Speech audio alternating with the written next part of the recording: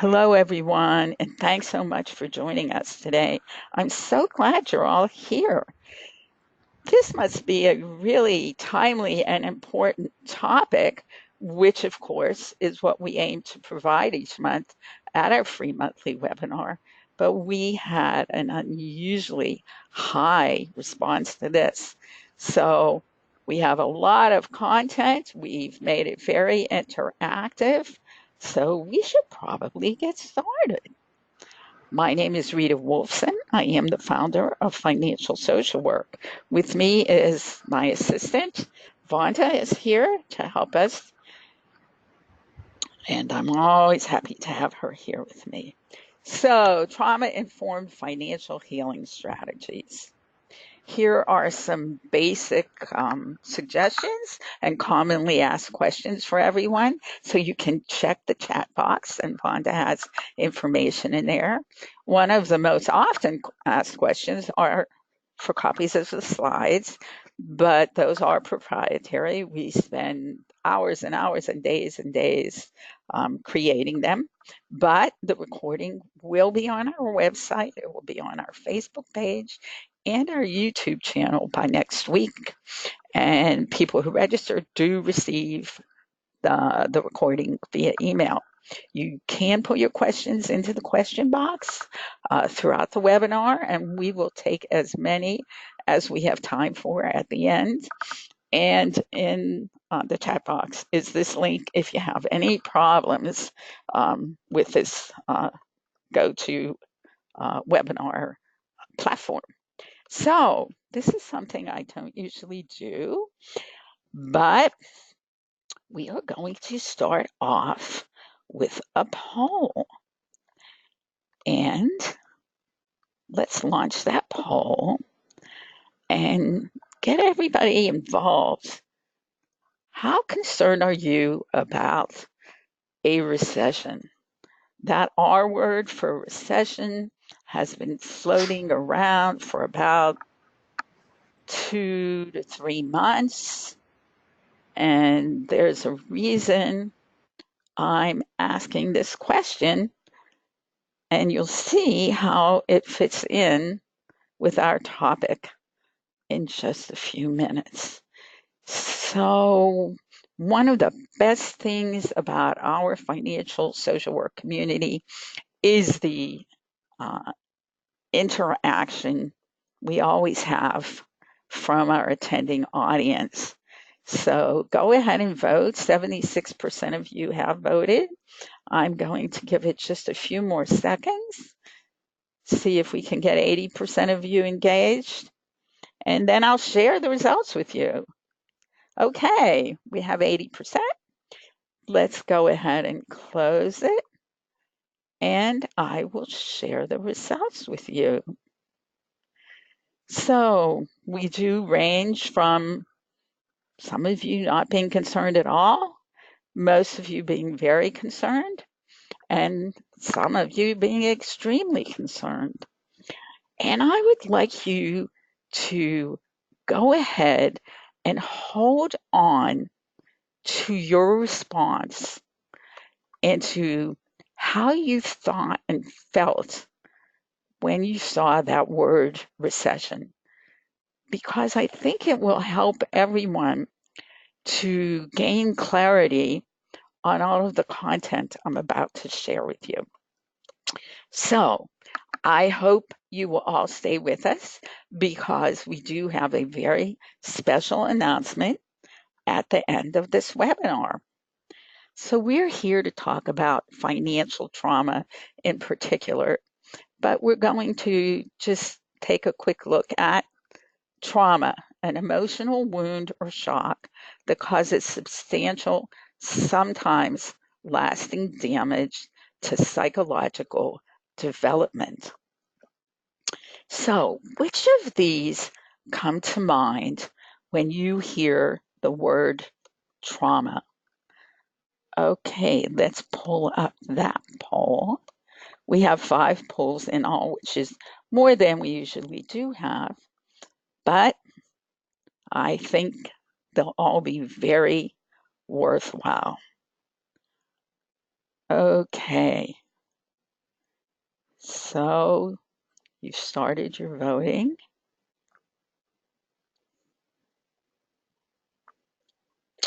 And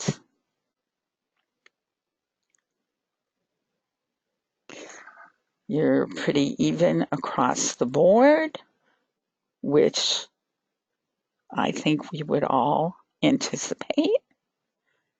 So I'm not going to spend a lot more time, but I am going to move on after this and look at financial abuse. Okay, we have our 80%. Thanks, everybody. We have 81%. Okay, I'm going to go ahead and close that and share the results with you. So obviously, well, sort of obviously, we do tend to think of these different types of trauma when we hear the word trauma. So it is a traumatic event, and incident causing physical, emotional, spiritual, or psychological harm. So the term trauma is usually associated with the most serious and negative of events, and the reactions to traumatic stress are often diagnosed as acute stress disorder and post-traumatic stress disorder. So violence is the most traditionally recognized of traumatic events, along with death of a family member, a lover, a friend, a teacher, a pet. And we know that people who have experienced trauma also are more likely to have other problems that we're looking at right now, be absent from work, inject drugs, be smokers, have depression, anxiety, but they're 15 times more likely to commit suicide. And since this is National Suicide Prevention Week, I thought I would share this statistic with you that 16% of suicides in the US occur in response to a financial problem. Now, that's the only statistic I was able to find, but it is an older statistic and based on not only the recession from 10 years ago, which many people still haven't recovered from, but the student debt and uh, all of the other financial issues in this country that we're going to take a quick look at in a moment, I would think that this is a higher number right now, unfortunately. So trauma-informed financial care, we're looking at financial trauma now, provides a perspective from which to understand financial trauma and how it affects clients, the tools to help clients cope with and heal from financial trauma, and the knowledge to support clients in creating greater financial wellness. So understanding the who and the why of trauma and money. Let's keep going here. Just a quick look at some of the statistics I had broken out were by generation, but I think that the ones that I actually kept may not go into the specific breakdown of generations, but I did feel that that was a helpful little graphic. So we are a debtor nation, and in order to pay off debt, 68% of Americans have purposefully delayed or abstained from certain activities or life milestones. And you can see the major one is going on vacation, buying a car, buying a home. All of these statistics aren't specifically looked at from the perspective of student debt, but because of the amount of student debt we have in this country, it is keeping those younger generations, preventing them from doing a lot of the milestones that older generations may have taken for granted, like having children and getting married. So, which of the following, this is kind of an interesting one that I just added today, and I hope you'll enjoy. Um, which of the following, I'm going to launch this, would you be willing to give up in order to never have to manage your money? The next slide has some very current, I think from June, statistics looking at the fact that people really don't like managing their money. And one of the questions was, what would you be willing to give up in order not to ever have to manage your money? Very interesting. Okay.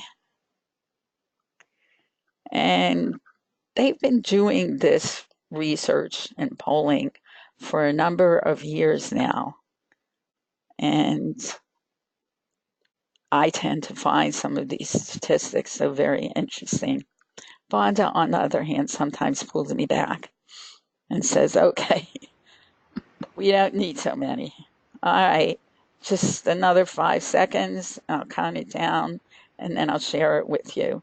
5, 4, 3, 2, 1. And in the next slide, I'll share this with you. And then you can remember what you said and see where you fit in with what the national research showed. So access to your smartphone for 1 month and all social media forever, kind of almost tied. And I would guess that those of you who don't want to give up anything may not mind managing your money, but I don't know. Okay, so we don't have any polls for a while now. We can keep going here. So, mind, body, and toll. Managing money is absolutely positively taking a toll on Americans' mental and physical health. And that's one of the reasons behind this particular webinar. Last month, our webinar was on money and financial behavior. And we did one on money and mental health. And these are all coming together to show how relevant money is to people's lives. So the majority of people say that managing their finances impacts their mental health and their physical health. And it does that more so for women than for men. And here's our question. So a lot more people than those of you in the audience were willing to give up their social media platforms. And also, that's where you came in also, to give up your access to your smartphone for 1 month. Now, the number of employees, a lot of this research is done through workplace and organization because it's the easiest place to get access to responses. So you can see here that the number of employees stressed about their finances increased. Well, we didn't go into all the generations, but millennials, 71% of millennials say their stress level related to financial issues has increased over the last 12 months. And you can see that from 2018 to 2019, the past year, the significant increase in financial stress.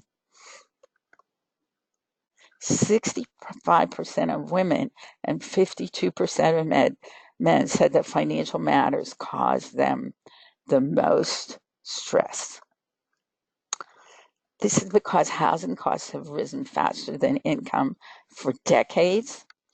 Average annual healthcare premiums for a family have increased 53% in the past decade. You can read these numbers. You can see nearly 8 in 10 US workers are living paycheck to paycheck, and 4 in 10 adults would struggle to cover an unexpected expense of $400. So we have by age group right here. We did give you one age group, SAT, that Gen Z has these huge student loan burdens. Millennials are more in debt than any generation in history. Gen Xers are often supporting both their children and their parents, and they have a lot of debt, and we will touch on credit card debt a little later. And baby boomers are delaying retirement due to concerns about whether they can afford to retire or not. And this slide just, again, this is an older slide, but it just shows you statistically people with low debt versus people with high debt and how they're impacted. This one is physically and emotionally. So, about financial trauma. We're here today to connect the dots between money and mental health, to make that connection and to recognize and include. That's what my goal here is today, to help you recognize and include that healing financial trauma in your client work, because unlike other traumas of abuse and death, this is one that may not be anticipated, understood, certainly not always visible either. So money and mental health, that connection really does go hand in hand. So would you consider any of these to be traumatic?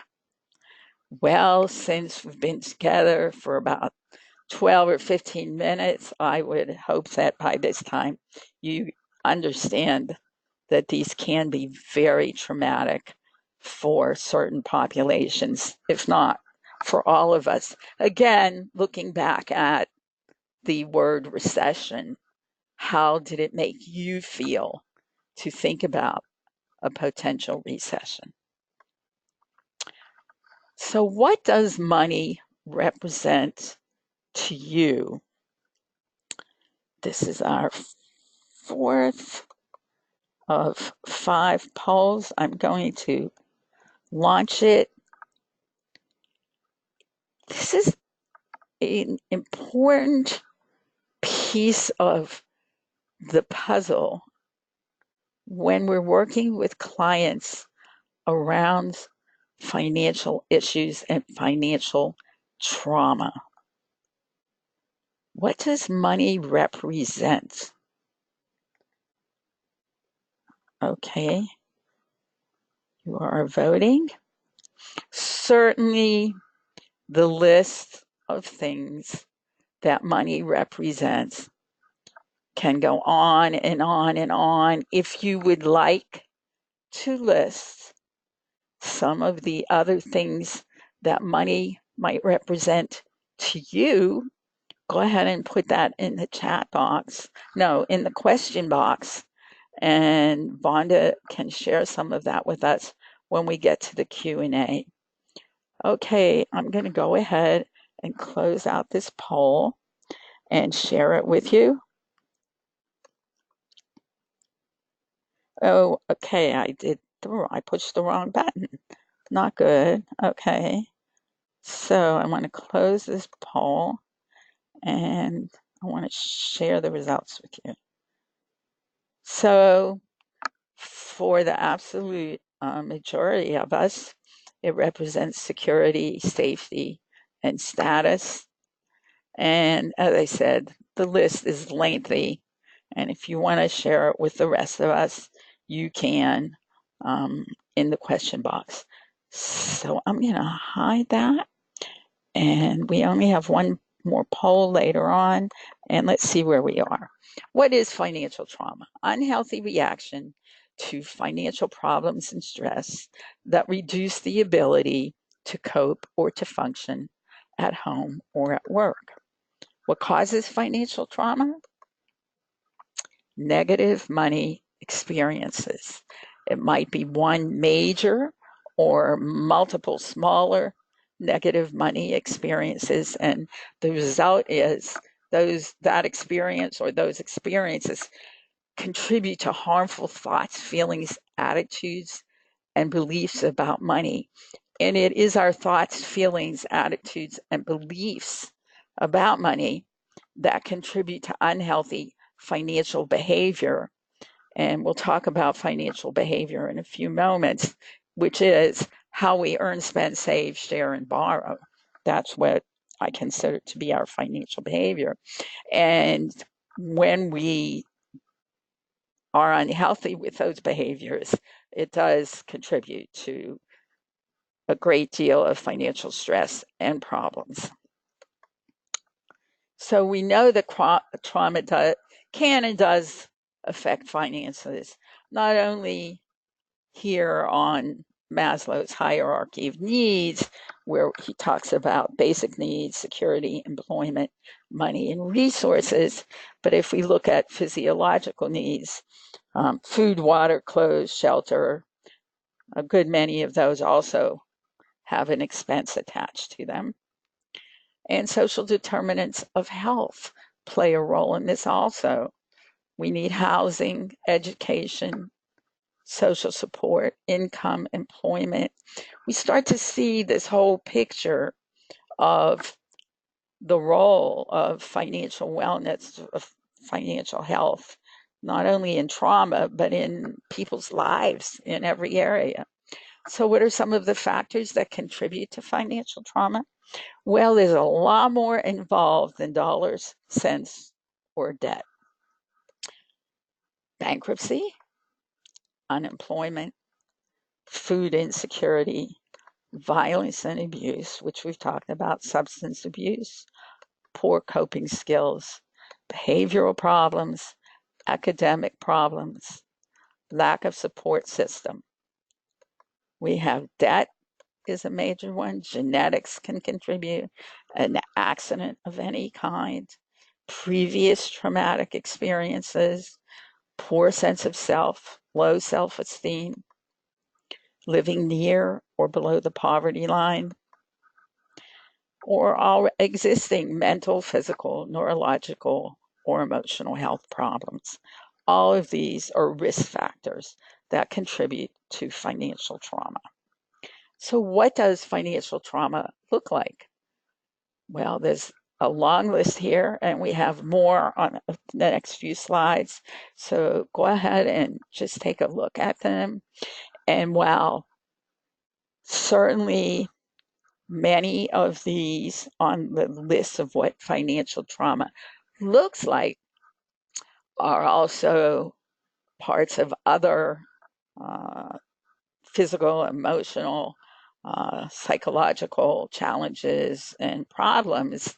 These are particularly likely to be what you would see with a client struggling with financial trauma. Isolation around shame and embarrassment is a big one. Avoidance, suicide, and self-harm, and we mentioned that earlier on. So the last slide on what does it look like? Spending to self-medicate. The world is an unsafe place, and so someone with financial trauma might either save excessively or hoard. Feeling undeserving, regardless of education and ability. So this person might eschew success. Dissatisfaction, unable to find fulfillment in relationships or work. Drowning in debt and trying to improve sense of self or self-esteem through consumerism and using money to demonstrate worthiness. So we've gone through these slides on what financial trauma might look like. Now we're going to talk a little bit about what it might feel like. Constant negative money thoughts, anticipation of financial failure and disaster, self-medicating using numerous different methods, chronically tired, nervous, paranoid, insecure, unsure, fearful, stressed, shameful, paralyzed. And we have this graphic, and you can see the link down there because I really think it covers the whole range of certainly what we might observe with anyone struggling with trauma, and particularly or especially with financial trauma.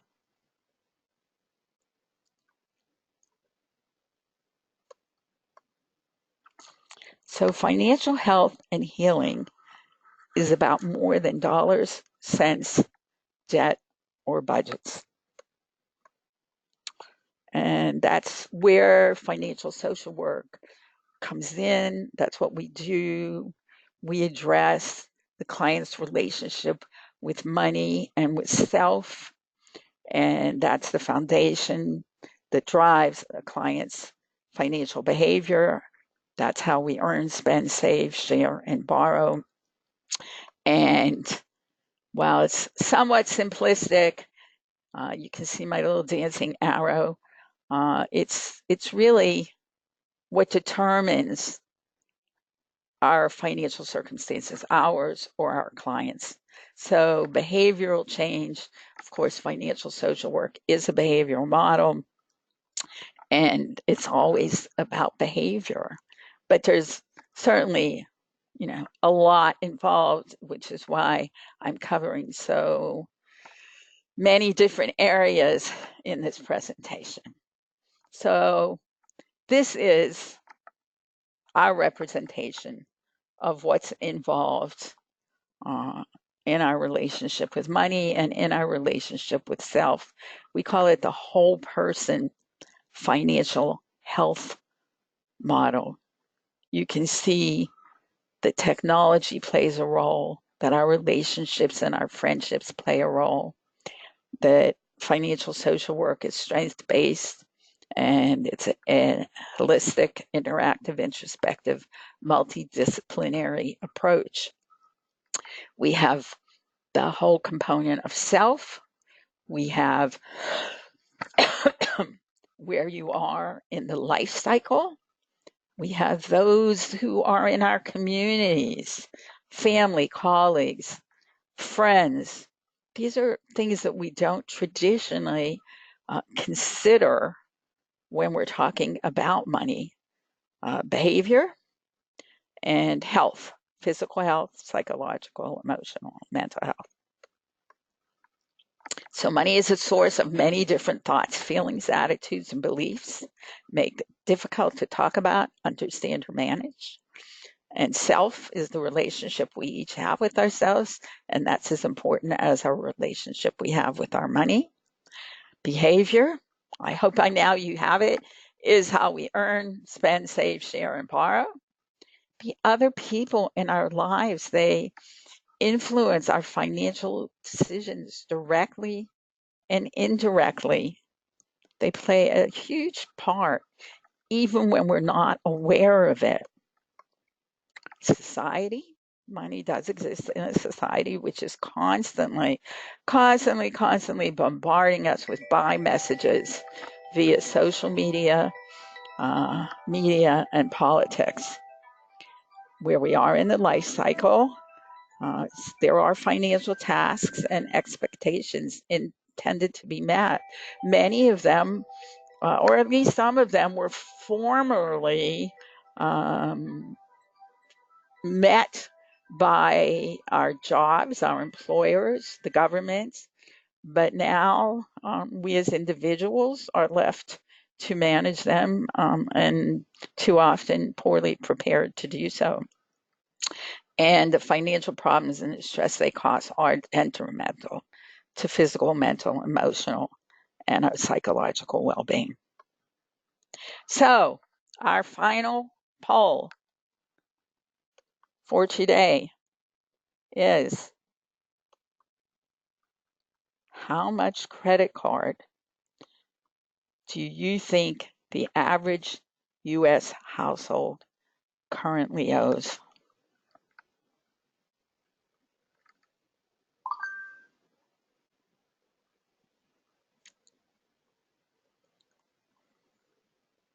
Okay. Everybody seems pretty convinced they know the answer. Everybody voted really quickly. Anybody else want to vote? Or we will go ahead and close this out. Very interesting to me. Okay. All right. Well, we did get our highest participation level. So I am going to close this and I am going to share it. And you can see that most people thought it was 9,500. And I'm not going to give you the answer because it will come up on the next slide. So thanks everybody for your participation in this poll and in all of our polls. And let's see what the answer is. It's not good. The largest second quarter buildup ever. We reached the highest amount of credit card debt late 2018. And here's the statistic we're looking at. The average US household currently owes $8,602. Now, when you add that to student debt, and of course, not everyone has student debt, but these numbers are pretty traumatic for a lot of people. Maybe more so for me because I understand what it all means. I'm not sure. So, a final overview of the financial social work model to just give anyone that's new to our webinars a little greater understanding of why we do the free webinar every month and what our model is based on. It includes ongoing education, motivation, validation, and support. Hope is an incredibly important piece because hopelessness closes the door to change and hope opens it. So there's hope, help, healing, and wellness. And it's an ongoing process. It's highly experiential. It is definitely strengths-based. It's introspective so that all of our students and graduates learn about themselves and their relationship to themselves and to their money. And our graduates use it individually and with groups. The goal of financial social work is to help everyone make peace with their money and make friends with their money. So, trauma-informed financial healing strategies. According to the National Council for Behavioral Health, whoa, okay, that's not supposed to be there. When engaging with someone who has experienced trauma, it's important to remember that someone who's had a traumatic experience can grow and change, can have trauma that is hard to hear, but even harder to talk about, that person is asking for help and communicating that something is wrong. So strategies for helping clients heal from financial trauma is to understand that healing from financial trauma is not a linear process, but does improve all areas of life, is as unique as each of the people going through this experience. It does go beyond dollars, cents, debt, or budget. It requires increased self-awareness, sense of self, and self-acceptance. That relationship with self these pieces of self-awareness, sense of self. No one is going to make the time and take the effort if they don't feel good about themselves. So these are important pieces of healing financial trauma. So we want to help clients reduce the shame and self-blame because they're self-sabotaging behaviors and thoughts and feelings, and then they lead to self-sabotaging behavior. So those feelings need to be reduced or eliminated. We want to help clients get unstuck, to begin planning for a better financial future, to escape trauma-centric thinking and living. And we want to empower clients to negotiate their debt. So work with them and help them do so if they're not ready to do it on their own, or to give them alternatives, such as consumer credit counseling, which can be helpful, but of course is not a behavioral model. Help clients shift the mindset, let go of being good or bad with money.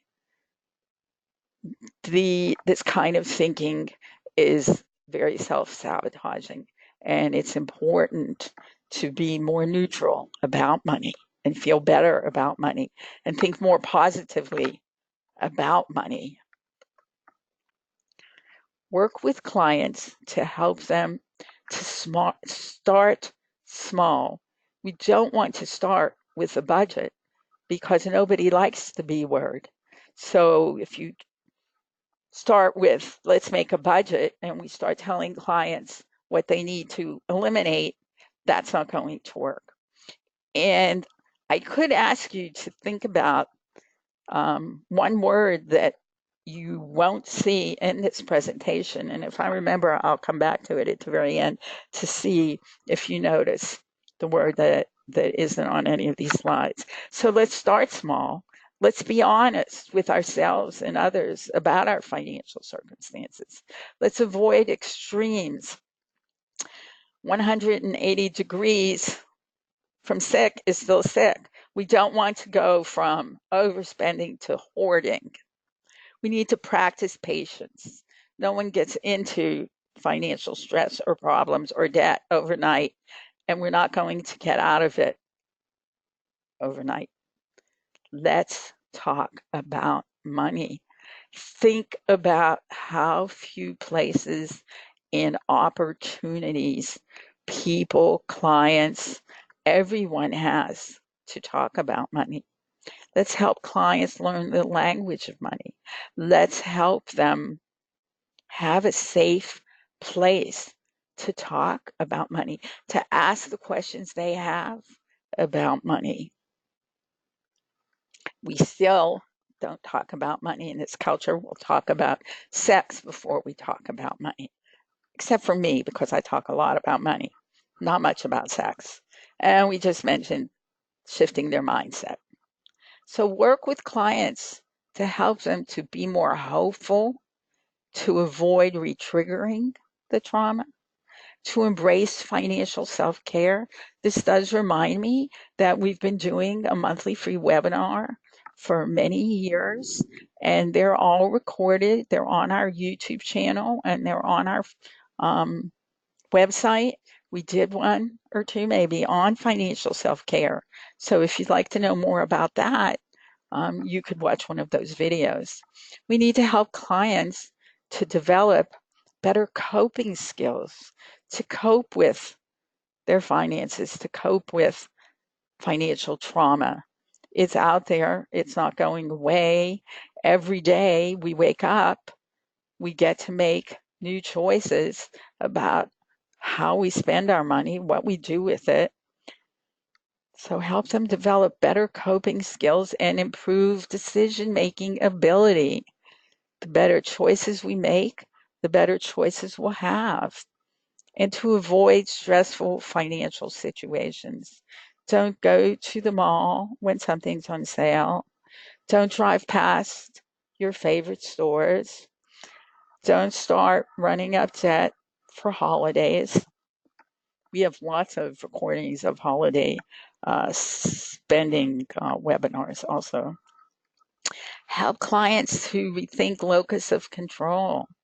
Does he or she believe that he or she has control of their lives and their futures? Let's move them from passive to active thinkers and feelers when it comes to money. Help clients to engage in traditional healing practices that all of the helping professions are familiar with. Journaling, exercising, meditating, staying present, letting go of the past, not living in the future, but doing some planning for the future, eating healthier, practicing mindfulness, goal setting, financial and personal goal setting, all important traditional healing practices. Help clients to understand they are not their debt. Debt does not make you a bad person. And we must never confuse our net worth with our self-worth, because your net worth is not the same thing as your self-worth. Your value is not based on your valuables. Help clients to build a support network to provide them with the opportunity to share the fears and frustrations of financial trauma and the potential for recognizing others also have their own financial problems and issues and challenges. They are not alone. The shame, the self-blame, the isolation causes a lot of feelings of aloneness, and these are not healthy feelings. Help clients to heal their relationship with their money and with themselves, to identify which areas of their financial behavior represent their biggest challenges. One more time, financial behavior is how we earn, spend, save, share, and borrow. And help clients focus on developing healthy behaviors personally and financially. When you improve your financial health, when you heal financial trauma, your personal life improves as much as every other area of your life, exponentially. And so that concludes the content portion of financial trauma. However, I did ask you to stay tuned for our special announcement, which will come right after I remind you that our webinar next month is October 10th. It's on economic abuse, a hidden form of domestic violence. And on Thursday, November 7th at 2 o'clock, we have client-centered financial wellness that works, and we will be having a giveaway that day also. We hope you'll join us.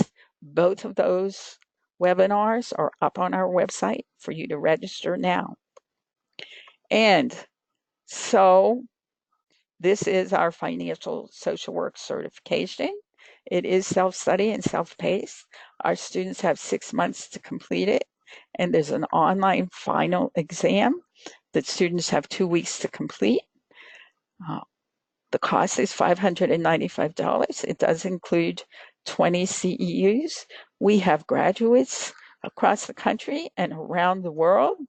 We have lots of reviews on Facebook if you'd like to see them.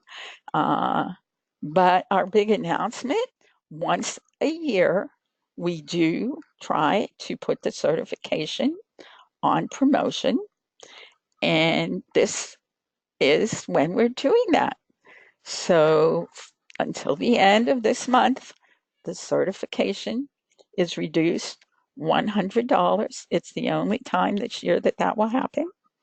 And the discount code is CERT100. And it is only available in the full payment plan. We do have a payment plan. but it doesn't work with a discount. So this is when we finish up so that we can take your questions, and we are ready for Q&A. Vonda, do you have questions for me? Well, we can definitely get a few more, Rita. Okay, so Everyone can just go ahead and start posting, but I do have, let's see, let me go back and, okay, so this question is, can we receive CEUs? for They didn't specify. there are no CEUs for our monthly free webinar because it's expensive to apply for the CEUs, and we like to keep this webinar free so as many people as possible can get this information.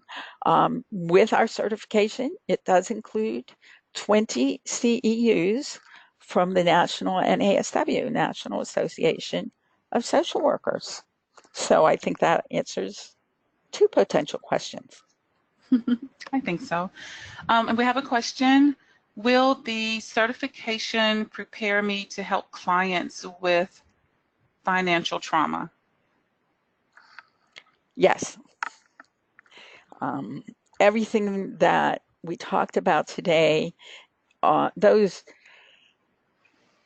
are all the pieces that we're looking at how clients look. What are some of the, what did we talk about? We talked about what it looks like with our clients, how clients feel, and some of the pieces that contribute to financial trauma. So all of that is covered in the certification. Okay. This is a comment, Rita. I use your financial discovery questions with my personal finance classes. Great content. Well, thanks a lot. I'm glad. Very happy to hear that. Thanks. And then we had quite a few comments to come in, and with the poll question, what does money represent to you? So I'll Okay. just run through a couple of those comments. Someone said greed. Mm-hmm. Someone said access. Mm-hmm. Another said ability to respond to the needs of others. And money represents class, prestige, and privilege. People with enough means may get away with a lot, even some crimes.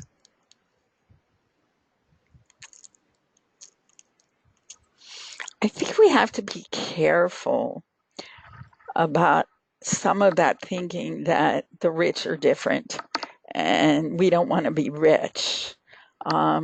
Certainly financial social work, financial trauma, um, any of the thoughts, feelings, and attitudes. We're not looking, of course, at money from that perspective. We're looking at it from a behavioral perspective. But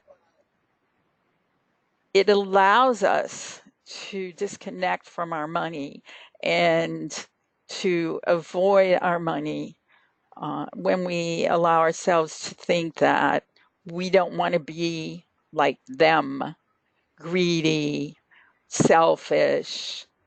Money can be a positive in our lives, and we know just from this webinar, from everything we read, from the potential recession.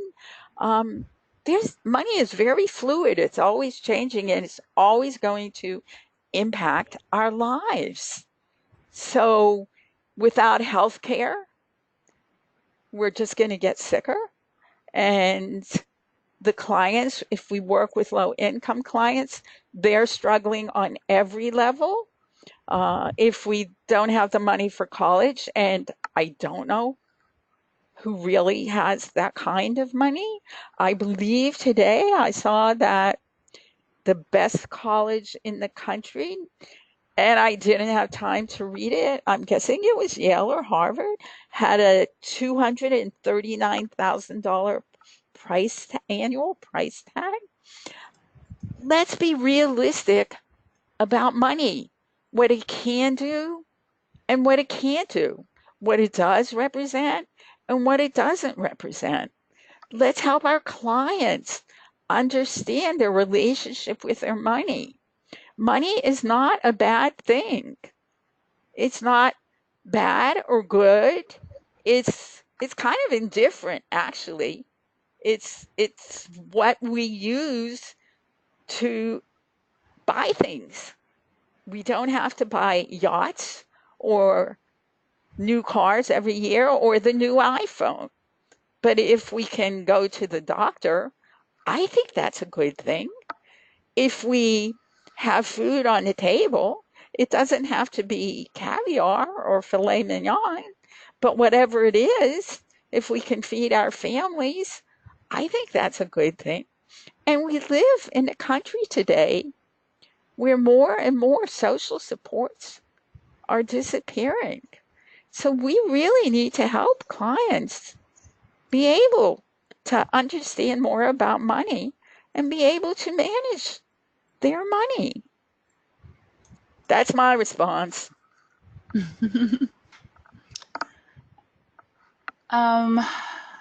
Okay, let's see. Where can we find the financial discovery questions? I'm not sure. I'm honestly not sure. Vonda, that might have been a year of financial discovery, and that's not up on the website That's anymore. right. Yeah, no, that's Right. right. It's not on the website. Yeah, that was last year. But we will be introducing a new client program that we think is the greatest thing ever. Um, so we hope you will join us in November to learn more about it. And it will also be very interactive. Mm-hmm. We do have some ebooks that are free downloads on the website that can give you a lot of information, and just a slew of past free webinars. Okay, let's see, Rita. I'm losing my questions here. Let's see. How can I address a client's negative or self-sabotaging financial behavior without re-triggering or creating shame? I think you do it by asking questions, tiptoeing through what you know about the client. Not so the word I asked you if you would notice what word. I did not use the word budget in this entire presentation. Clients who have been traumatized, clients who are disconnected from their money because of trauma or because we don't see or touch our money and because they don't want to deal with the reality of their financial situations. Um, Anyone who is part of the system, they're told time and time again that they need to have a budget. And our culture looks at budgets as punitive, the same way we look at it at diets. And you did something wrong, so now you need the budget. And even though it is the most important and valuable, or one of the most valuable financial tools we have available to us, we are not going to engage the client with a budget. So if you know what's going on with that client, there are a lot of questions in the certification. We do have a lot of psychosocial activities to help you reach the client without that B word, without the dollars and cents, because it doesn't matter how great any program is. I'm sure there are many wonderful client programs out there, client materials. We have our own client program, but that less it engages the client, it doesn't matter how good it is because we have nothing. We need to help the client understand why he or she is where he or she is and where he or she wants to be in the future. And that's an important piece. And that's another way of approaching this, actually, is about talking about a client's hopes, dreams, and wishes, keeping them away from the past, keeping them present, but thinking and planning for the future, because the past is where the trauma happened. It could be happening now too, but we want to move clients to think and to plan more positively for the future. Okay. And let's see, I've got a few more that are coming in, Rita. I did have someone that asked, can you repeat that? What else is coming up? And I'm thinking that's when you were talking or speaking about the client program. Oh, So they asked, can you repeat that? What else is coming up? let's see.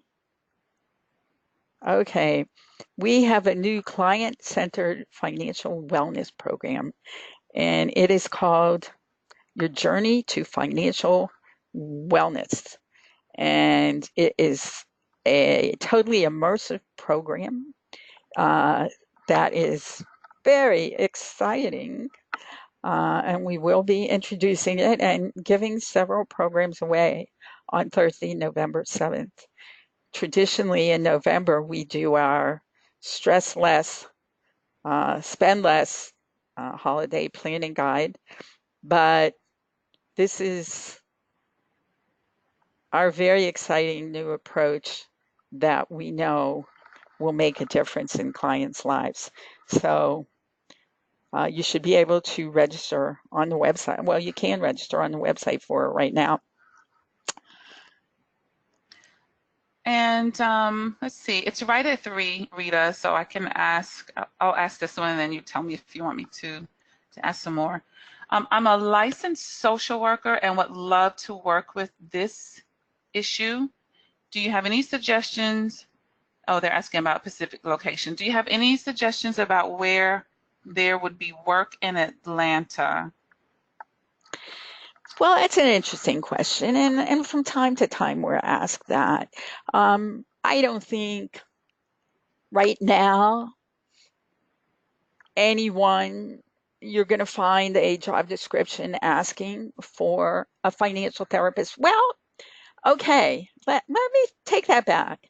I started all of this 22 years ago, and until the past 3 to 5 years, I was way ahead of everything with this. But in the past 3 to 5 years, there are a lot of people, since 2002, the concept of financial literacy actually began, and it has been chugging along and moving forward. It's also called financial capability and financial education, but financial therapy is actually becoming somewhat of the rage. So for many of these years, the reality has been you could find a position in a not-for-profit as a financial educator or a financial literacy instructor, but certainly in the Atlanta area, you're in a major city, and we know Atlanta, along with every other city, has people struggling financially. And while I do anticipate a recession, That's not a guarantee. But look, the economy is supposed to be strong. More people than ever are working, but that doesn't mean anything to people who are out of work and to those of us in this field. So, do I know someone or someplace in Atlanta? No. Do I think you could find something? Probably now more than ever, and in the coming year or two, as we watch the economy. And I would think that the financial social work certification would be a great skill and what's the word I want, Vonda? Uh, Asset? asset, another Yeah, word. professional asset. It's a Uh, great deal, but it's a great piece on your resume. yeah, it's a great, it's a good asset for your resume. Professional asset. Let's take this one, Rita. Do you find, and I think this is a very interesting question, do you find it hard for us as social workers who mostly have student debt themselves, have a hard time counseling others to financial stability? Are we being hypocritical? It is an outstanding question. 20 some years ago, when I started this, I worked with a Department of Social Services, training their whole department. And this particular uh, social service department, um, their staff, the majority of much of it, were former social service clients, and they struggled around that issue for them. And that's what popped into my head when you said that, is it hypocritical? I don't think it's hypocritical. When I created financial social work, I did so because I wanted all of our graduates. I needed to know that our graduates, who were all people in the helping fields, would have the skills, the tools, um, and the ability to improve their own financial futures as well as their clients' financial futures. And with thousands of graduates and with all of the essays and reviews and everything that we receive and emails, I know that to be a fact. Now, whether or not someone wants to take the certification is not part of this conversation for sure. But I think that if you are look, you are not your debt. I said that already today. And debt does not make you a bad person. So, unfortunately, a lot of us, in going for a master's degree, um, increased our debt. Um, I don't see how this is a sustainable model in this country, but nothing seems to be changing about it. Tonight are the debates. We'll see if anybody there has any ideas. But mostly, uh, that student debt. I read an article today about how it contributes to suicidal thoughts because people get very boxed in, feeling how hopeless it is and how helpless they are. So, whatever you do, help your clients to be more money wise. Look at what their problems are. And if you have tools and skills to help them, or you're willing to research ways to help them other than the certification, then do it. I think that's our job. If we were lawyers and we had all kinds of student debt from our law degree, we would still be lawyers and we would still be practicing law. So the same thing with doctors.